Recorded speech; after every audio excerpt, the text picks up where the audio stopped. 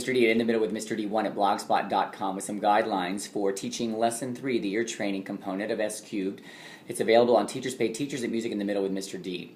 Now, one of the things that's really important to S Cubed or any sight singing program, I believe, is the rituals that you establish. And as I've outlined in the freebies that are offered on Teachers Pay Teachers, it's normally some sort of written or oral warm-up followed by maybe a group rhythm exercise. Eventually we'll get to that in later lessons. Then some follow the hand activities and the sight singing. That's sort of the gist of it. But the ear training component is a little bit different. So I would recommend, since you are not supplied in this particular unit with written warm-up activities, which not everybody enjoys doing anyway, they usually just do them orally, I would recommend that you always start your lesson with asking questions, as we normally do in class, reviewing the previous day's activities.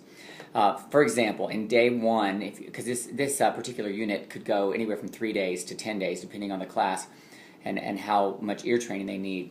I would always recommend, day one, you would ask questions about hand positions. Ask them to demonstrate, for example, what does fa look like. Things to get them focused, just a couple of minutes worth. And then you make a hand sign and they do the hand sign back, or you say, show me sol, or show me fa.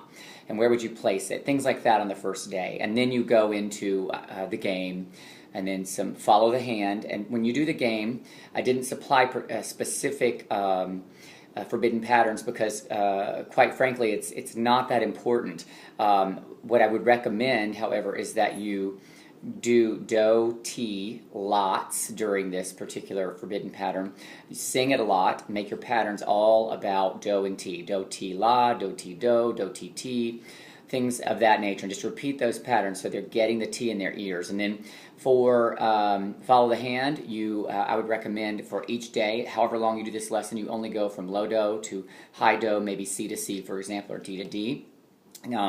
Go very slowly, help them listen, and then when you do your ear training exercise, whichever one, we have 5 in this particular lesson, they will have had good practice with their solfege before that moment, and then you can just focus on those ear training exercises. But in days 2, 3, 4, and however long you end up doing the lesson, whatever oral or written warm-up questions you decide to start your lesson with, make them related to sharp and flat singing, or the bullseye or the ladder that we used in lesson 2, things like that to review and get them always looking at those bullseyes and ladders.